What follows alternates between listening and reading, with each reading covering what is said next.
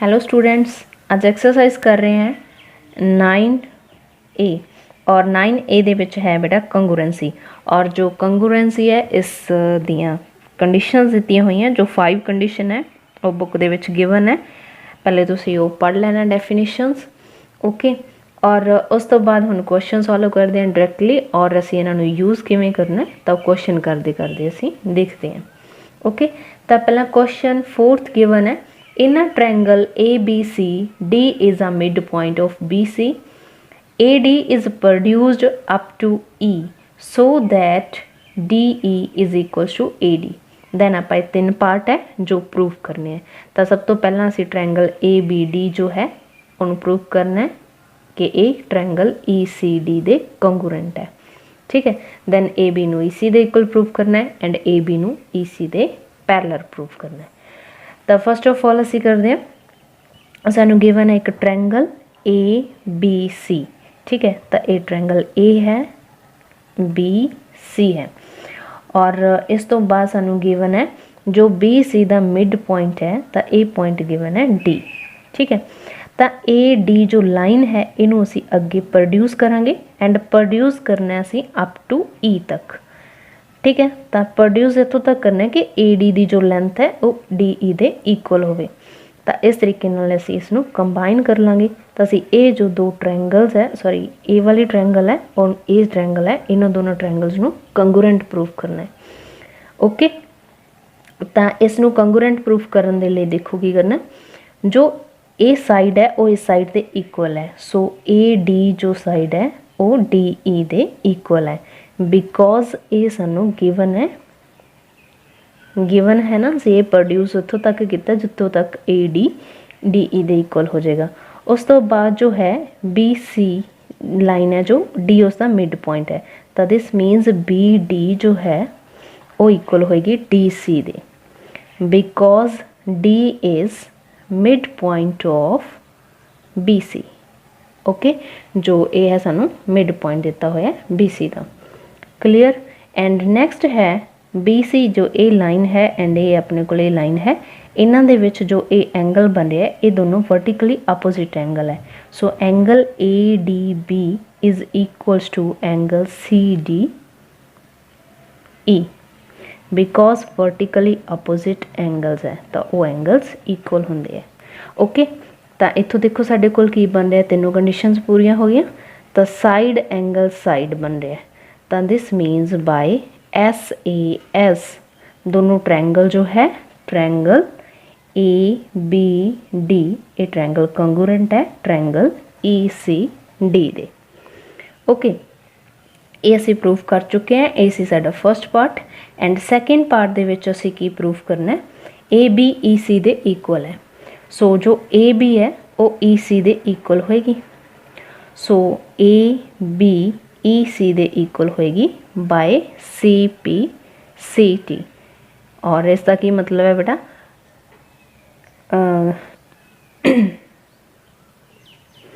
इसका की मतलब है क्रॉसपॉन्डिंग पार्ट्स ऑफ कंगूरेंट ट्रायंगल्स।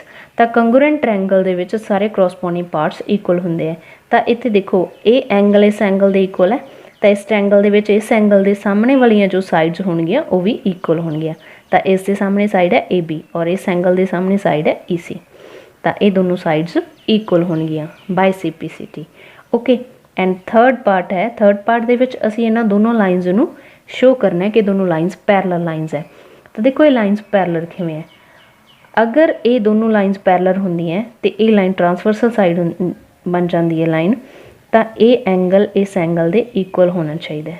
तो असीं चैक कर लेने, एंगल जो बन रहा है BAD जो ये एंगल बन रहा है वो देखो इस एंगल दे इक्वल है, वो इस एंगल दे इक्वल है, यस।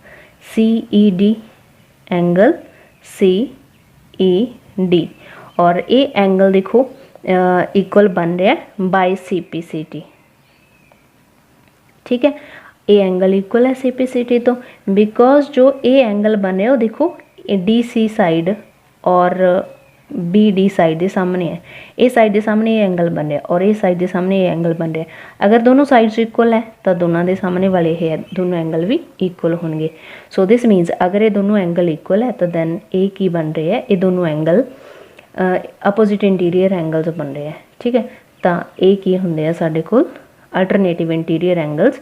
तो alternative interior angles are equal है। सो दिस मीनस की होएगा जो ए बी लाइन है वो पैरेलल होएगी ए सी लाइन दे। ठीक है, क्लियर।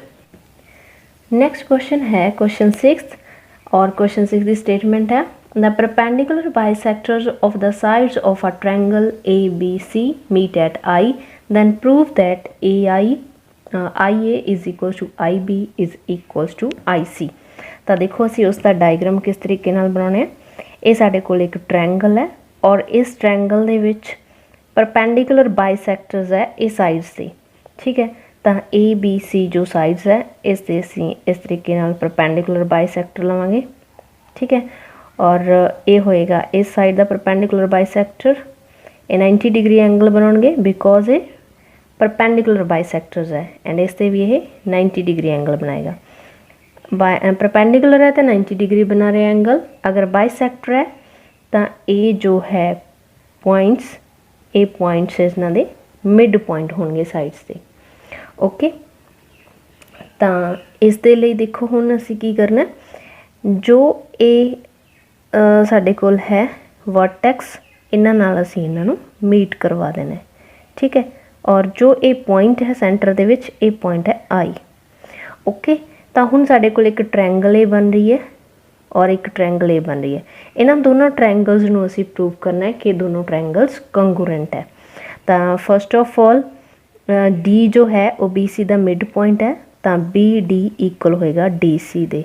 ठीक है, because D is mid point of B C. Clear. और उस तो बाद नैक्सट सैकेंड है बिकॉज ये 90 डिग्री एंगल है तो ये भी 90 डिग्री एंगल होएगा। ठीक है, so this means angle I D B is equals to angle I D C. दोनों एंगल जो है 90 डिग्री है। ओके, उस तो बाद जो आई डी है I D equals to I D है बिकॉज ये दोनों ट्रायंगल दे विच कॉमन है। ठीक है, तो देखो तीनों कंडीशन सैटिस्फाई हो रही हैं। तो अपने कोल की हो रहा है, जो ये साइड है ये एंगल है इस साइड है, तो बाय एस ए एस तो ये ट्रायंगल जो है दोनों ट्रायंगल्स कंगूरेंट है। तो ट्रायंगल अपने को किहड़ी बन रही है, ट्रायंगल आई बी डी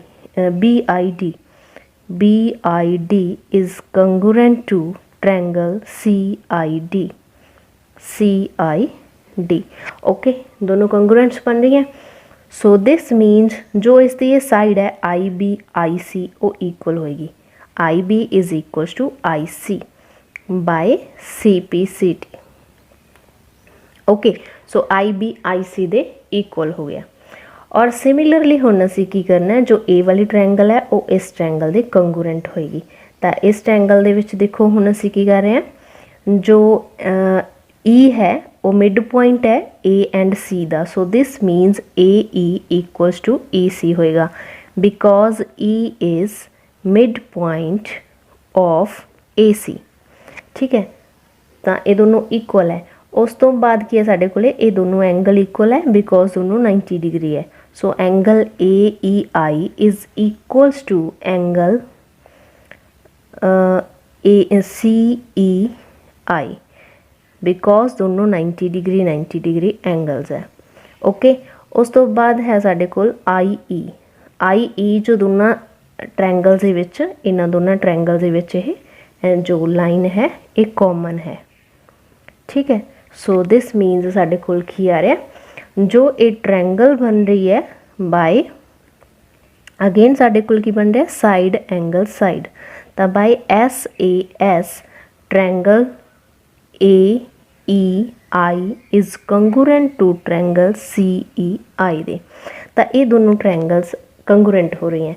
तो बाय CPCT जो ये 90 डिग्री के सामने है, लाइन ये भी 90 डिग्री के सामने है, तो IA IC दे इक्वल होएगा।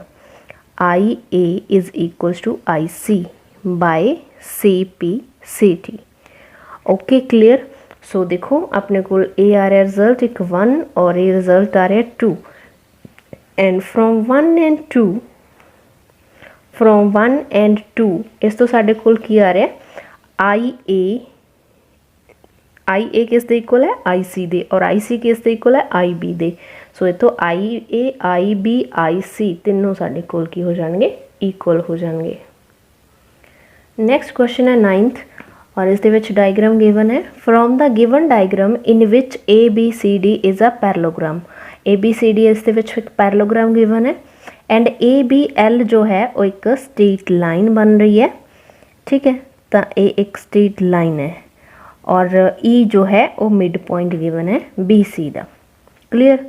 सो हुण असीं प्रूफ करते हैं और देखो प्रूफ की करना है, जो DCE बन रही है ए वाली ट्रायंगल वो LBE ए वाली ट्रायंगल दे कंगूरेंट होएगी, ये असीं प्रूफ करना है।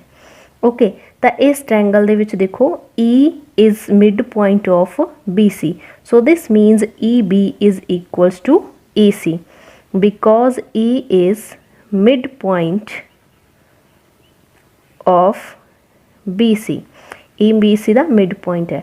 और दूसरा अपने को की गिवन है जो ये दोनों लाइन्स है और इन्होंने लाइन्स के विच ए एंगल बन रहा है, ए एंगल इस एंगल के इक्वल होएगा। So angle DEC is equals to angle BEL, ये दोनों एंगल इक्वल होंगे बिकॉज वर्टिकली अपोजिट एंगल्स बन रहे हैं दोनों, ठीक है।